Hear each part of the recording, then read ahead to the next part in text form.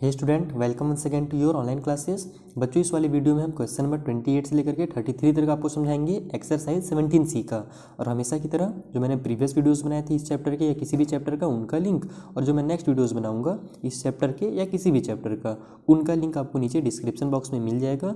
वहाँ से जा करके आप अपने सारे डाउट्स क्लियर कर सकते हो। बार बार आपको ढूंढ करके परेशान होने की जरूरत बिल्कुल भी नहीं है। आपको सिंपली डिस्क्रिप्शन बॉक्स में जाना है, वहाँ आपको सारे आपके सॉल्यूशन मिल जाएंगे। ठीक है, तो आइए स्टार्ट करते हैं। क्वेश्चन नंबर 28 क्या है हमारे पास। इन ए ट्रायंगल ABC, एक ट्रायंगल ABC है, वहाँ पर हमें एंगल जो B है वो 90 डिग्री दिया हुआ है। ये जो एंगल है ना वो 90 डिग्री है, यानी कि ये हमारा ट्रायंगल कैसा हो गया, एक राइट एंगल ट्रायंगल हो गया। ठीक है, 90 डिग्री किस में होता है, राइट एंगल ट्रायंगल में होता है। उसके बाद AB जो हमारा है वो 5 सेंटीमीटर है। देखो यहाँ पर दिया हुआ है AB ये साइड 5 सेंटीमीटर, AC जो है वो 13 सेंटीमीटर है। ये वाला जो है हमारा 13 सेंटीमीटर। तो बताइए कि जो BC है ये वाला साइड ये कितना सेंटीमीटर का होगा। बहुत ही सिंपल है, बस इसमें आपको एक रूल पता होना चाहिए। जब कभी भी एक राइट एंगल ट्रायंगल बनता है ना, तो उसमें एक पाइथागोरस थ्योरम काम करता है। पाइथागोरस थ्योरम के अकॉर्डिंग होता क्या है कि जो हमारे डायगोनल है, इसको हाइपोटेन्यूज भी कहा जाता है, डायगोनल भी कहा जाता है। ठीक है, तो जो इसका स्क्वायर निकलता है, यानी कि AC ये वाले साइड का जो स्क्वायर होगा ना, वो इस साइड के और इस साइड के स्क्वायर के सम के बराबर होगा। यानी कि इसको जब मैं आपको कॉपी में बताऊंगा तब आपको और अच्छे समझ में आएगा।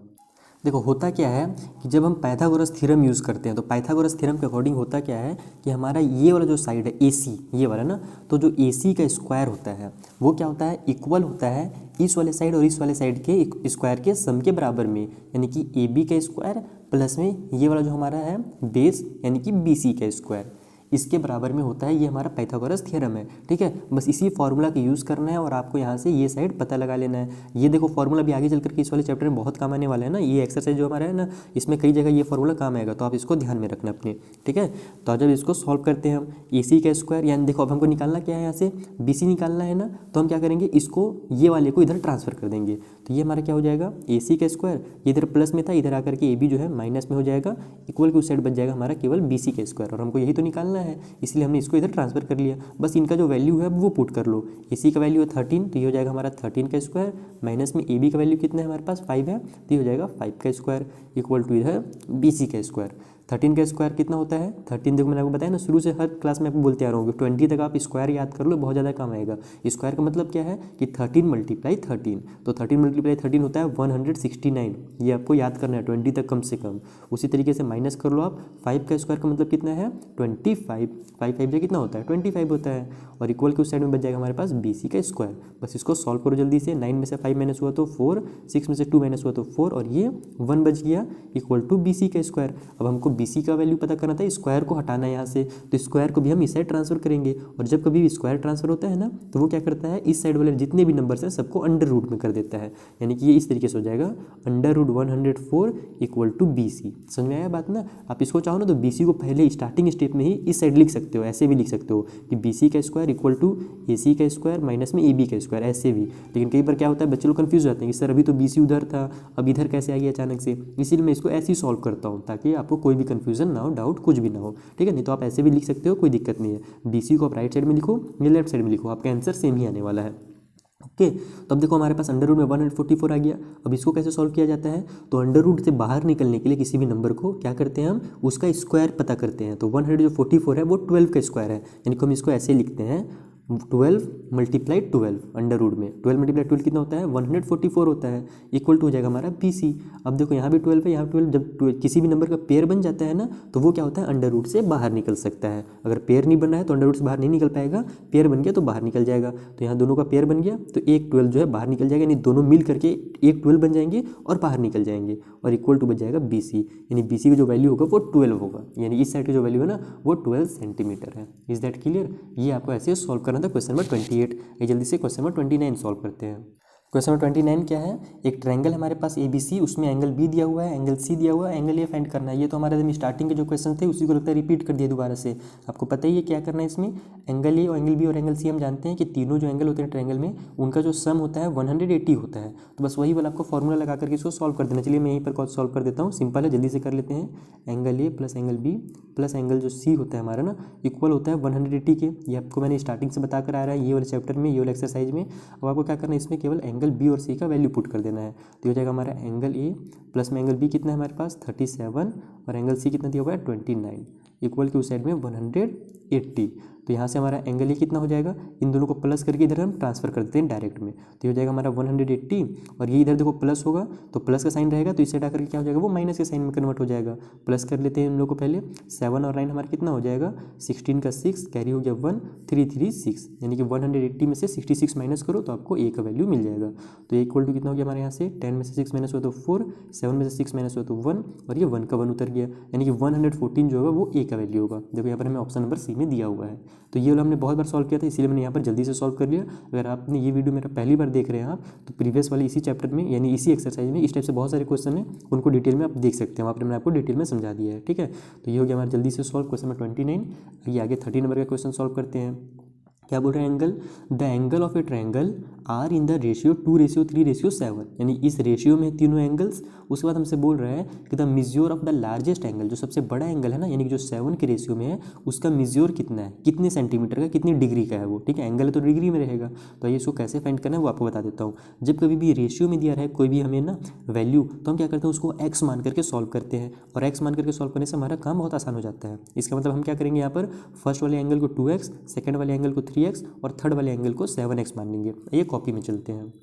देखो यहाँ पर हमें रेशियो क्या क्या दिया हुआ है, 2:3:7 दिया है ना, तो आप फर्स्ट वाले एंगल को जो 2 के रेशियो में उसको 2x मान लो, सेकंड वाले एंगल को 3x मान लो और थर्ड वाले एंगल को 7x मान लो। और हम जानते क्या है कि जो तीनों एंगल होता है उनका जो सम होता है 180 डिग्री होता है, तो हम इनका सम कर देंगे, इस तरीके से प्लस कर देंगे और इक्वल के उस साइड में लिख देंगे 180, यानी कि तीनों का हम सम निकालेंगे तो 180 डिग्री आएगा। ये रूल है हमारा। ठीक है, तो बस यहाँ से आपको कुछ नहीं करना, इसको सॉल्व करके एक्स का वैल्यू निकाल देना है, उसको फर्स्ट वाले में पुट करेंगे तो हमारा आंसर आ जाएगा। चलिए जल्दी से आंसर निकालते हैं।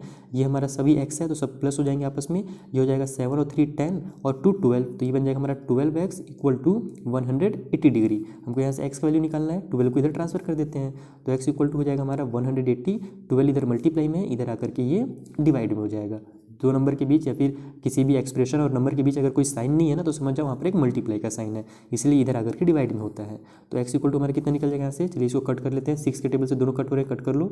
6 2 जा हमारा हो जाएगा 12, ऊपर में 6 3 जा हो जाएगा 13 और ये 0 का 0 उतर जाएगा, सॉरी 13 बोल रहा हूँ 18 और 0 का 0 उतर जाएगा। उसके बाद ये दोनों 2 से भी कट हो रहे हैं, 2 1 जा 2, 2 का टेबल 15 टाइम पढ़ते हैं तो हमारा 30 आ जाता है, यानी x का वैल्यू कितना निकल गया यहाँ से 15 हो गया, 15 डिग्री। समझ आ रहा है। अब हमको किसका वैल्यू बोला था, लार्जेस्ट का वैल्यू पूछा था और लार्जेस्ट वाले को हमने क्या माना है 7x माना है ना। तो यहाँ पर हम लिखेंगे सो लार्जेस्ट, यानी कि जो सबसे बड़ा हमारा है वो कितना हो गया 7x, का मतलब कि आपको 7 का मल्टीप्लाई कर देना है x के वैल्यू से जो कि हमारे पास 15 दिया हुआ है। तो 15 7 कितना होता है 105 होता है। इसका मतलब कि जो हमारा सबसे बड़ा वाला एंगल है ना वो 105 डिग्री का है। इसमें दिया है कि नहीं ऑप्शन, कहाँ गया क्वेश्चन नंबर 84 ये दिया हुआ है, सी में ही दिया हुआ है 105 डिग्री।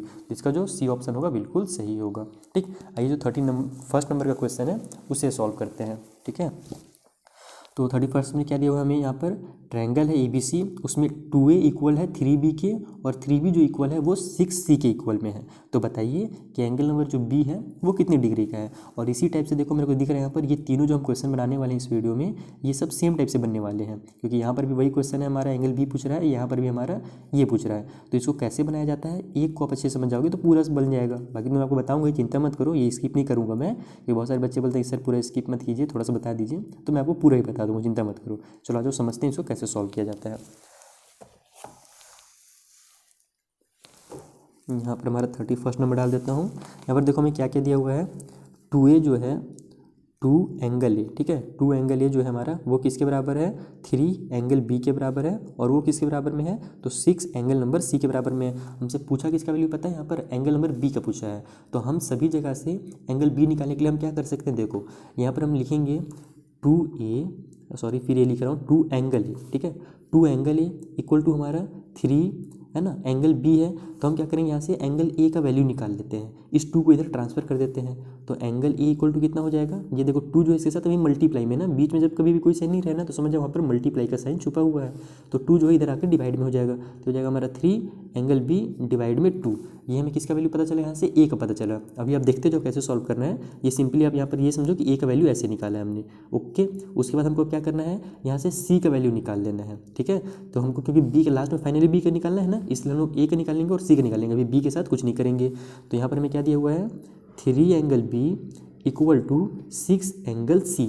तो यहाँ से हम एंगल सी का वैल्यू निकालेंगे, इस 6 को इधर ट्रांसफर कर देंगे, तो ये हमारा 6 मल्टीप्लाई में है, इधर आकर हो जाएगा डिवाइड में, तो ये हो जाएगा 3 एंगल बी डिवाइड में हो जाएगा 6 इक्वल के उस साइड में एंगल नंबर जो सी है वो बचे रहेगा। समझ में आ गया बात। अब ये दोनों को कट भी हो रहा है, कट कर लेते हैं यहीं पर, हो जाएगा 3 1 जा 3, 3 2 जा 6, तो ये हमारा कितना बच जाएगा 1/2 angle number B equal to angle C. तो एंगल सी का वैल्यू हमको पता चल गया यहाँ से, एंगल सी इक्वल टू कितना हो गया हमारा 1/2 एंगल बी। मैंने आपको पहले बताया है कि आप राइट साइड में भी लिख सकते हो, लेफ्ट साइड में लिख सकते हो, इसको आप इधर उठा कर डायरेक्ट भी लिख सकते हो अगर आपको कन्फ्यूजन है तो, कि angle C equal to 1/2 angle number B. ठीक है, अब हमको क्या पता है कि हमारा रूल क्या होता है कि angle number A plus angle B और प्लस एंगल सी, यानी 3 जो एंगल होते हैं उनको प्लस करने के बाद 180 डिग्री आता है, ये हमारा रूल है। बस क्या करेंगे, इसी में हम सभी का वैल्यू पुट कर देंगे। अब देखो एंगल हमको बी का वैल्यू पता करना है ना, इसीलिए हमने एंगल ए को बी बना लिया है। एंगल ए का वैल्यू कितना है हमारे पास, यहाँ पर 3 एंगल बी बाई 2 है, तो हम वहाँ पर वो लिख देंगे 3 एंगल बी बाई 2, प्लस में एंगल बी का हमने कोई वैल्यू निकाला ही नहीं है, क्योंकि उसको जरूरत ही नहीं है, तो इसको हम केवल एंगल बी लिख देंगे। और उसके बाद सी का हमने क्या वैल्यू निकाला है, ये वाला निकाल लिया, तो इसको उतार देंगे 1/2 एंगल नंबर बी और इक्वल के उस साइड में 180 डिग्री। अब आपने समझा ना कि क्यों हमने एंगल ए और सी का निकाला था, क्योंकि हमको चाहिए था बी का वैल्यू, और इस वाले वैल्यू यहाँ पर जब हमने ये फॉर्मूला लगाया तो इस वाले फॉर्मूला में अब सभी बी यहाँ पर बन गए हैं। समझ आया। और अब हम यहाँ से सॉल्व करेंगे तो हमें बी का वैल्यू आसानी से मिल जाएगा, इसीलिए हमने यहाँ पर पहले ए और सी का वैल्यू निकाला था। इसी तरीके से आगे 32 और 33 में भी यही काम करेंगे हम ना, तो अब दोबारा बार बार मैं नहीं समझाऊंगा, जिसको जल्दी से सॉल्व करेंगे। ठीक है, अब जल्दी से इसको सॉल्व कर लेते हैं। यहाँ डिनोमिनेटर में 2 है, इसके नीचे में कुछ नहीं, इसका मतलब 1 है और यहाँ पर 2 है, तो हमको एलसीएम लेना पड़ेगा पूरे का। तो पूरे का एलसीएम कितना हो जाएगा 2 होगा, क्योंकि 2 1 2 का एलसीएम 2 ही होगा हमारा, लोवेस्ट कॉमन मल्टीपल इन लोग में। ठीक है, तो एलसीएम जब 2 हो गया हमारा, तो ये हमारा 2 से 2 डिवाइड होता है और ऊपर में जितना भी आंसर आता है उसका मल्टीप्लाई होता है। देखो क्या होता है रूल आपको पता ही है, जो हम फ्रैक्शन में यूज़ करते हैं ना, फ्रैक्शन को प्लस माइनस करने के लिए, वही रूल यहाँ लगेगा। जो एलसीएम आया है उससे डिनोमिनेटर को डिवाइड और ऊपर वाले को मल्टीप्लाई। 2 से 2 डिवाइड हुआ तो 1 आ गया, 1 के ऊपर से मल्टीप्लाई होगा तो उतना ही रहेगा आंसर, यानी कि 3 एंगल बी रहेगा। प्लस का साइन है, प्लस का साइन लगा लो, 2 से 1 डिवाइड होगा, है ना, यानी कि सॉरी ये 2 जो है 1 से डिवाइड होगा तो 2 आ जाएगा आंसर, और 2 का ऊपर वाले 3b से मल्टीप्लाई हो जाएगा, सॉरी एंगल नंबर बी से, तो ये हो जाएगा 2 एंगल बी। इस तरीके से 2 का मल्टीप्लाई होगा तो इतना ही आ जाएगा। उसके बाद फिर इधर आ जाते हैं, 2 का 2 से डिवाइड होना यानी कि 1 आएगा आंसर, और 1 के ऊपर वाले से मल्टीप्लाई होगा तो उतना ही आंसर आएगा, यानी कि एंगल नंबर बी आएगा। इसको आप 1 एंगल बी भी लिख सकते हो चाहो तो। इक्वल के उस साइड में 180 डिग्री है हमारे पास। अब बस इसको आप सॉल्व कर दो, इक्वल का साइन लगाते जाना। ठीक है, अच्छा इधर लगाने की जरूरत नहीं, इसको आप ऐसे एरो का साइन लगा दो, इक्वल का साइन तो इधर है ही हमारे पास।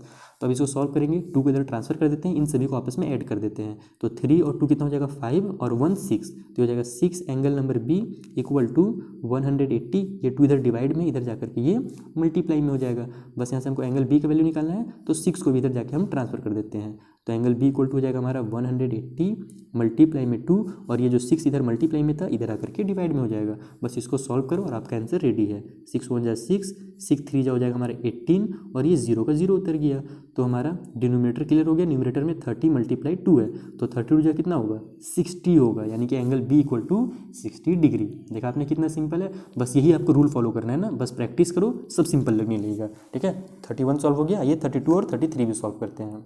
देखो ये हमारा 32 नंबर का क्वेश्चन का मेन है, जो मैंने लिख लिया यहाँ पर। हमें क्या दिया होता है कि एंगल नंबर एक, मैंने ट्रायंगल में रीड कर देता हूँ क्वेश्चन। एक ट्रायंगल है ABC, उसमें इफ़ अगर angle A plus angle B 65 degree है and angle B plus angle C 140 degree है, then angle B equal to question mark, ये हमारा क्वेश्चन है। ठीक है, तो हमारा एंगल B यहाँ से फाइंड करना है, तो हम सेम वही काम करेंगे, एंगल A का वैल्यू यहाँ से निकाल लेंगे और यहाँ से हम एंगल C का वैल्यू निकाल लेंगे और इस वाले फॉर्मूला में पुट कर देंगे। तो यहाँ पर देखो हमारा एंगल A कितना निकल जाएगा, एंगल A इक्वल टू हो जाएगा हमारा 65, और ये जो B इधर प्लस में है इधर जाकर के माइनस में हो जाएगा, माइनस में एंगल नंबर B।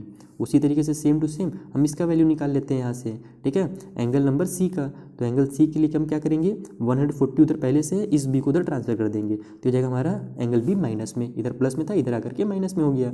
तो अब क्या हो जाएगा, बस ये हमारा एंगल A का वैल्यू मिल गया, एंगल C का मिल गया। फिर हम वही फॉर्मूला लिख लेंगे कि हम जानते हैं एंगल A, एंगल B और एंगल C जो होता है वो टोटल 180 डिग्री होता है, और यहीं पर आपको A का और C का वैल्यू पुट कर देना है। A का वैल्यू कितना है, A का वैल्यू है 65 माइनस में एंगल B, फिर ये प्लस में एंगल B जो यहाँ पर है इसको उतारना है ना, ये मत भूल जाना। ये हमारा क्या था, ये एंगल नंबर A का वैल्यू था जो हमने यहाँ पे निकाला है।